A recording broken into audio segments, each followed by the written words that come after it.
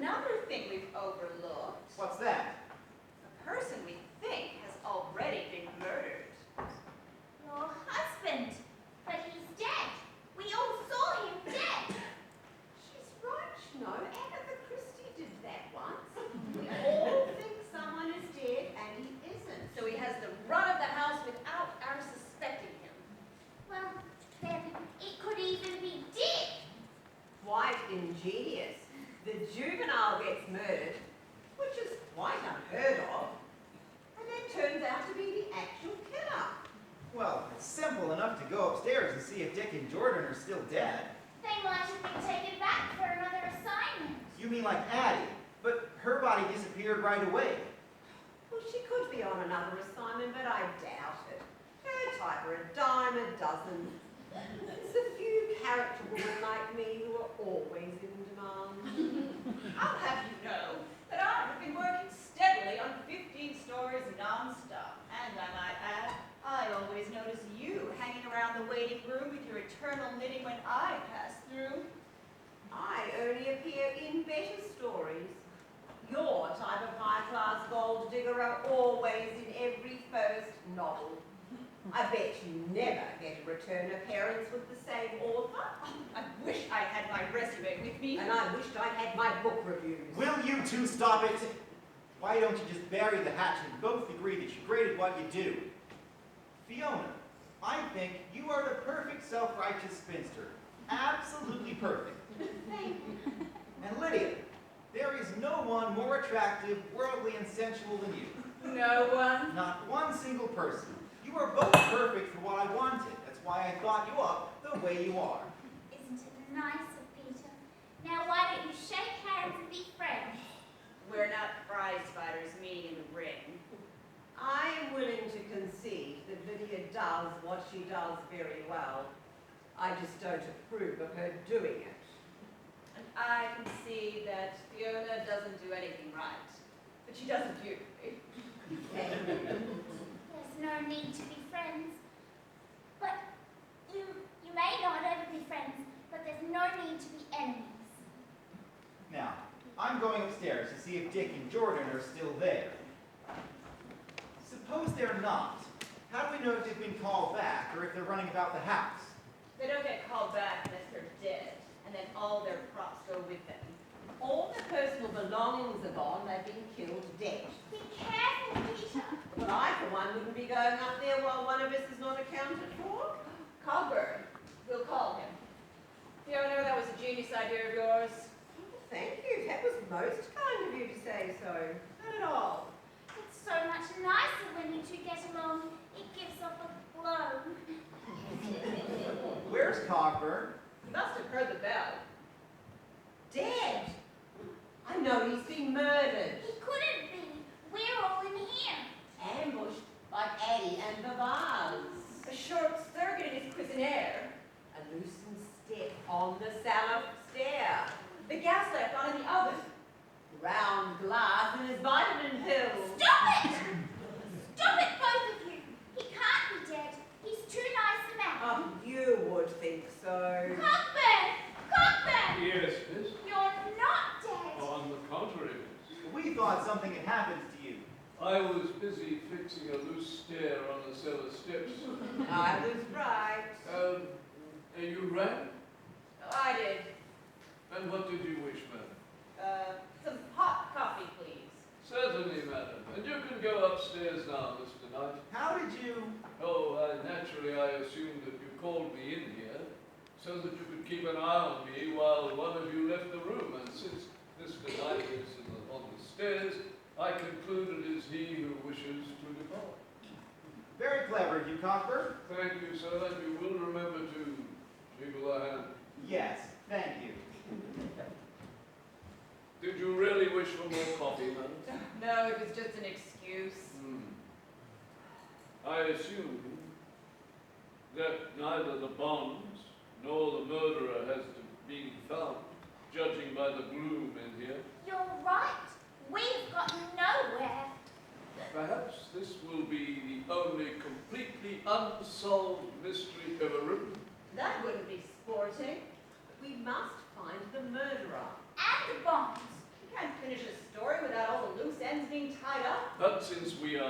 read, perhaps it won't finish. Well, I'm not going back till I know who it is. We may have no choice. As we're killed off, so we return. But it will be quite a feather in our cap, so to speak, if we were to be involved with the one perfect murder ever written. Quite an addition to our resumes. It's not either of them. The bodies have disappeared. Not a trace of them. And their belongings, sir? Gone too. Ah, then it wasn't anybody wandering about the place. The killer is definitely a person in this room. It appears that way. How interesting. I hope he doesn't drown in the dishwasher. If we're all in here, it wouldn't be murder, it would be suicide. Well, now what? We can't all stay in this room watching each other till the end of our, what shall I call it, allowed time? But Peter isn't like the rest of us. If he's killed, he'll be dead, like Norman Napier was. Poor Peter, no other assignments for you, just eternity. I'm trying to avoid it. There are 4 of us. Do we all play bridge? Oh, don't touch cards. I should have known. Not that I mind Fiona, dear, to each his own. Let's start back at the beginning again. When you first called us here, No, at the Fawns. If we find them, the murderer will have to make a play for them. I've been thinking until I have a headache. Oh, would you like an aspirin, dear? Thank you. I'd appreciate that. Kay, no. they might be stronger than you want. My headache's suddenly gone. Just like that. You're right not to trust anyone. There's nothing I can think of that will help find the bonds, Peter. Well, let's recreate the scene then. You were 3 years old. We had a wonderful dinner, Mr. Humberton and I. We ended up with ice cream and little cookies shaped like Christmas trees. He was always so kind to me after my parents died. If he hadn't picked me out of the orphanage, I don't know what would have happened to me. Oh, well, go on. And then? We came in here and sat in front of the fire. And he read A Christmas Carol to you. That's what I remember. I don't recall too much of the story because I fell asleep. You were drugged. What reason would he have to do that? I can think of plenty. A pretty young girl and a lecturer's old man. That's a horrible thing to say about him. He was kindness itself. So you fell asleep while he was reading A Christmas Carol to you. Then what? I awoke as the clock was striking midnight. It was Christmas Day and the most wonderful thing had happened. You saw him put the bond somewhere. No! There was a huge Christmas tree standing right over there. It had decorations and candy canes on it. It was like magic. And there, underneath, were presents. Everything a child could wish for.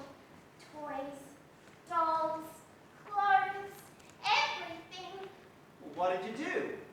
I remember looking up at Mr. Humberton. I asked him what had happened. He smiled and said, Santa Claus has been here. I could see tears in his eyes behind his bifocals. Oh, then what? I told him I would remember that moment the rest of my life. I opened my presents and I went to bed, the happiest little girl in the world. Sentimental twaddle. There's no clue in that. That's what I said. But there is. There must be. Let's see now. Something happened there that Mr. Humberton thought you would remember over all these years. Yes, but what? Let's think. I'm going to say a word, and I want you to tell me the first thing that comes into your head. I love games. Next thing we know, you'll have her reading ink blots. Give us a chance, will you? Are you ready? Yes, All right. Humberton. kind, Christmas. happy, Christmas here. Santa Claus. That's it. What? Santa Claus. What's he got to do with it? You told Mr. Humberton you'd remember the moment of Santa Claus having come for the rest of your life. That's right. He remembered that and hoped that you would. But how does that help? Where does Santa Claus come from? Down the chimney. But is that it? The chimney. I don't believe this. Fairy tales always have pots of gold at the end of the rainbow, but never up a chimney. Is anything there? Well, I can't seem to... Oh, wait a minute. There's something here. It's metal. Ah, there. Peter, is that it? I now believe it's Santa Claus. Open them, I can't take the suspense. Well, I'm trying to get it open. Might the bonds be burnt? No, it's lined in asbestos. And here it is, an envelope. Peter, you found it! Can we order champagne? To celebrate this, even I will take a drink. Here they are. They're rather small for such a large fortune. May I touch them? That's up to Kate. They are hers. Here you are, Miss Kelsey. How generous of Mr. Humberton, and I do thank him. But what good are they to me? If I ever leave here, I won't know how to behave in the outside world without someone writing what I do. I know how to behave. I'll take them. Perhaps some charity would be glad to receive them. Ironic, isn't it? The ingenue gets the fortune, and it doesn't do anyone any good. But if it's mine, and I am killed, then it will disappear along with me. Won't it? Well, then we must see that you don't get killed. You might include the rest of us. Well, the murderer must have made a slip. They always do. This might be the exception that proves the rule. Well, Dick and Jordan were both poisoned, so it's unlikely we'll find anything connected with that. With the vase and ad, that's different. That's tangible. I'm going to go upstairs and see if I can recreate the scene and find out how it was done. Wow, what could be simpler than to drop a vase on a head? There might be something that we missed that will point to one of us. Peter, Yes? don't go up there until... Until what? Until you have told Cogber. You were listening. Well, it is the butler's prerogative. So you heard about the bonds? Yes, congratulations, miss. Thank you. I hold no ill. I wish I could say the same for others in this room. Cockburn, you will stay here while I'm gone, won't you? If you wish, sir. I wish. I'm going upstairs to check on that window. If you would be so good, sir. Yes, Cockburn? When you have finished, it would save me a trip upstairs if you would turn the switch behind the left-hand drape to on. It is the burglar alarm. Just for that one window? No, Mr. Humberton had separate ones installed for each of the hall windows. Right. Very well. I'll turn the... Cockburn, Yes, sir. how do you know the switch is off? If the window is open, it must be. But you said it's behind a drape. So no one could have seen it, and only you knew about it. Oh no! Cogburn! Yeah. I made a fatal slip, didn't I? Murderers in stories always do. Never trust the servants, that's my motto. You put poison in my glass when the lights went out. And then you goaded poor Addie into leaving, knowing you could get upstairs to drop the vase on her. And then you put cyanide in my peppermints. But you killed poor Dick instead. I didn't care which of you got it. But why, Cogburn? To Why get did you do this? That's my reputation. But you have an excellent reputation. Just as a butler, but as a murderer. You want to be known as a murderer? What have we butlers become? Merely men who serve and demean themselves. We're not interesting, we're not important, we're nothing. But in the old days, we had interest, we had respect. It's all your fault. You and the other authors like you, none of you use us properly anymore. When does one ever hear that immortal line said these days? What immortal line? The butler did it! That's what's upset you? It became so trite. But this butler has restored a measure of esteem to all butlers. I'm glad that I did it. And we thought it was someone after these bonds. Oh, I wanted those too. Why? Well, once I'd killed all of you, especially Mr. Knight, I would have been free. You'd never make it in the real world. Oh, I'm not like Rodney Durston, he was a fool. Who is Rodney Durston? He used to be on call for small-time crooks. Hasn't been around lately. That's right, I haven't seen him in eons. It was he who killed Norman Napier. Right here at his typewriter. An overdose of Demerol does give the appearance of a heart attack. Durston did that. Yes, but last time anybody was free, as we are. But he went out into the world with very little money and no knowledge. He couldn't cope, threw himself off the Eiffel Tower and sent himself back in the end. Suicide? Oh, they'll never forgive him for that. He now works for the authors of cartoons. Oh. And is on television early on Saturday morning. Oh, how terrible. The ultimate disgrace. But I'm not like that. I know the best clothes. I know the best vintage wines. I know the correct way to live. I've been taught by the most famous authors. The world was going to be mine, and it still will be. No! Let her go! I one step forward and I blow her head off. Take the bonds. I don't want them. Oh, I'll take them all right. First thing I'll do is hire a butler of my own.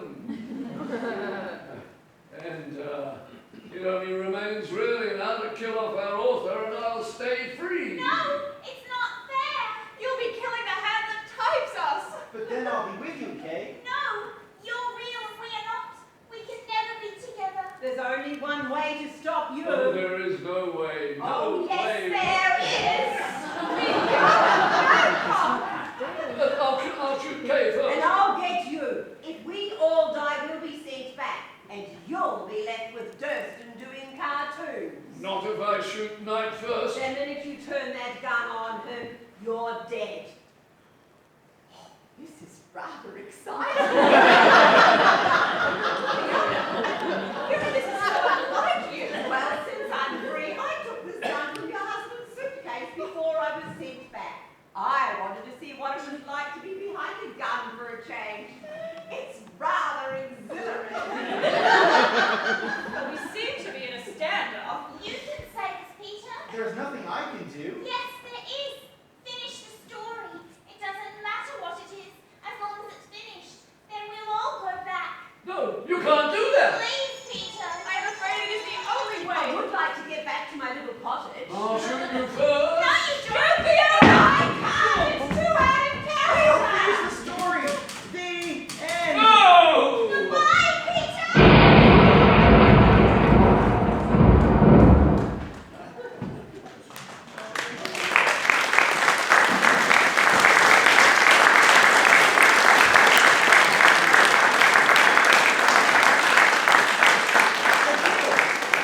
I finished it. I typed the end. Where are you? Have you gone? Kay? Kay? Oh, the flashlight. Oh, I can't find it. Kay, have you... A dream? Was it a dream? You were all here, weren't you? The bonds. Fiona's knitting. I'm not crazy. You were here, weren't you? I know you were here. It's a beautiful morning, isn't it, Mr. Knight? Leave the door open and let some of that good sunlight into the place. It's morning?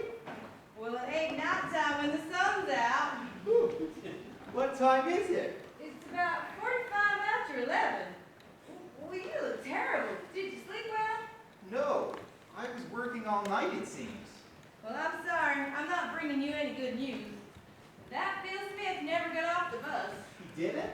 Nope. I guess you got no one to take your dictation or anything, have you? I guess not. Hello? Anyone home? Kay? Kay, is that you? No. Sorry if you're expecting a cane. How do you do? I'm Phil Smith. But you ain't a man. Oh, hardly. Of course you're confused. I'm Phyllis Smith, but everyone calls me Phil. I'm Minna. Glad to meet you, Minna. Haven't we met before? I don't think so. That's an old line. But I mean it.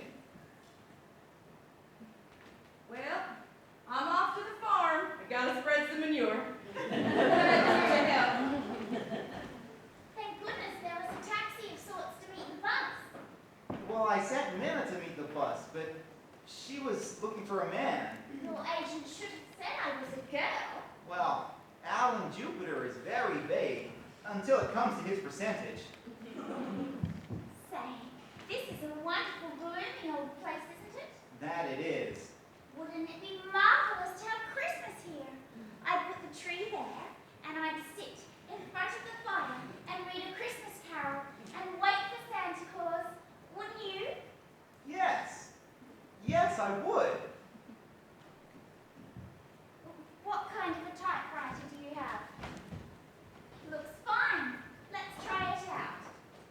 It says the end. Have you finished? No, that's just where I stopped typing. You're not a very good typist, are you?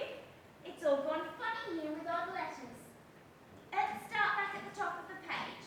You left off with, oblivious of the storm's warning, Lydia comes to the top of the stairs. She is an exquisite creature. Lydia is probably 42 years old, but she carries it well, and only a close inspection will reveal her true age. And many men have had the advantage of that close inspection. Here we go again. As usual, she is dressed with impeccable taste. A green scarf is wound round her throat. Not Change that. again, Peter, please. Change that to a blue scarf. Yes, blue is Lydia's color. Oh, Peter, you angel. Blue scarf. Go on. See how this sounds. She comes downstairs to meet Kay, who is a beautiful girl. She brought a breath of spring into that gloomy old house. Her presence made everyone feel alive. In fact, she is every man's dream of who he wants to spend the rest of his life with.